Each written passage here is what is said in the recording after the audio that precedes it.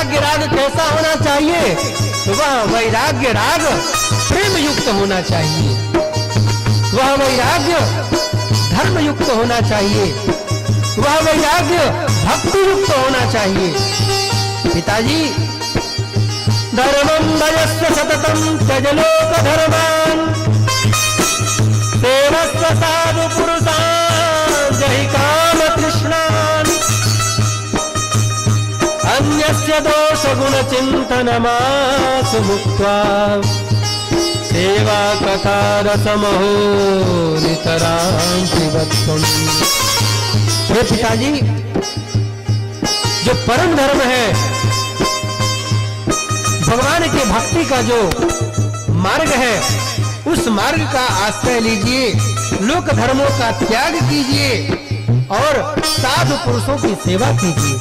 केवस्व साधु पुरुषान जहि काम तृष्णान, काम कृष्णा आदि को जीत करके अन्यस्य दोष गुण चिंतन आशु मुक्त्वा, दूसरों के दोष उनके गुण का चिंतन छोड़ करके सेवा कथा रसमहो नितरां पिबत्वम्। आप भगवान की सेवा, भगवान की कथामृत का पान कीजिए, सब मंगलमय हो जाएगा। ये तो है नश्वर संसारा, भज मुख कर ले ईश्वर का प्यारा। ये तो है नश्वर संसारा, भज मुख कर ले ईश्वर का प्यारा। ब्रह्मानंद कहे सुन चेला रे,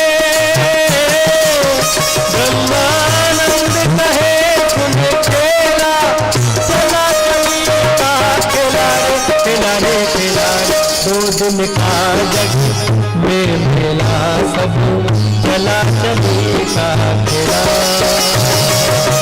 चला चलिए का खेला। दो दिन का जग में मेला सब, चला चलिए का खेला, चला चलिए का, चला चलिए का, चला चलिए का, चला चलिए का।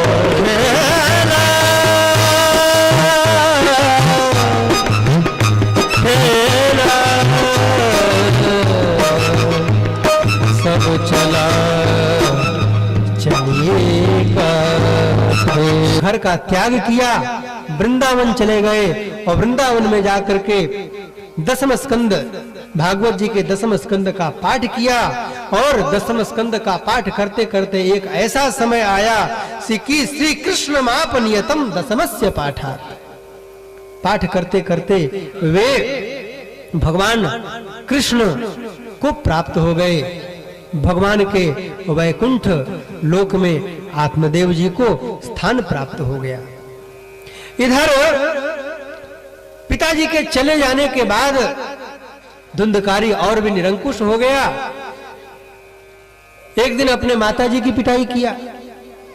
माताजी से कहा, को अवित्तम तिष्ठति ब्रूहि हनिष्ये लत्तया नचेत, बताओ जल्दी कहां धन चुरा करके रखा है, मुझे जल्दी से जल्दी दे दो, नहीं तो देखो वो जो लुआठी जल रही है उस लुआठी से तुम्हारी पिटाई करूंगा।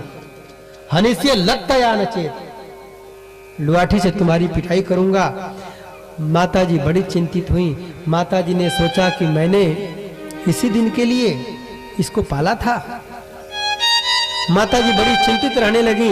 एक दिन रात्रि के समय में व्याकुल होकर के माताजी जा रही थी और कुएं में गिर गई। वो कुएं में गिर जाने के कारण उनका शरीर समाप्त हो गया।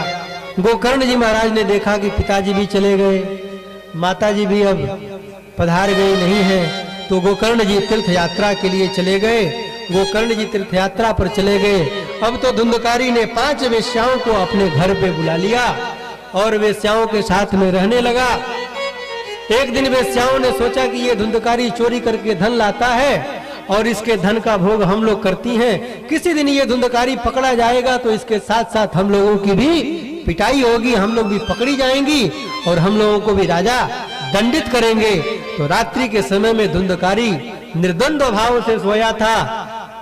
उन पांचों स्त्रियों ने धुंधकारी को रस्सियों से बांध दिया खाट में, और खाट में बांध करके उसके गले में रस्सी बांध दी और रस्सी से खींच खींच करके उसके गले को दबा करके धुंधकारी को मारने लगी। लेकिन धुंधकारी इतना भारी पापी था, इतना भारी पापी था कि धुंधकारी मर नहीं रहा था। तब उन स्त्रियों ने तप्तांगार समूहाश्च तन्मुखे ही विक्षिपुः, उन नारियों ने धुंधकारी के मुख में जलता हुआ अंगारा भर के उसको मार दिया। बेचारा धुंधकारी बभूवाथ महान प्रेतः कुकर्मतः, कुकर्म के कारण धुंधकारी महान प्रेत हुआ, और प्रेत हो जाने के कारण वह इस दिशा से उस दिशा में दौड़ता, उस दिशा से उस दिशा में दौड़ता, जिधर हवा बहती उस दिशा में धुंधकारी का जो वात रूपी शरीर था, हवा रूपी जो शरीर था, उस दिशा में चला जाता था। धुंधकारी हमेशा व्याकुल रहता था।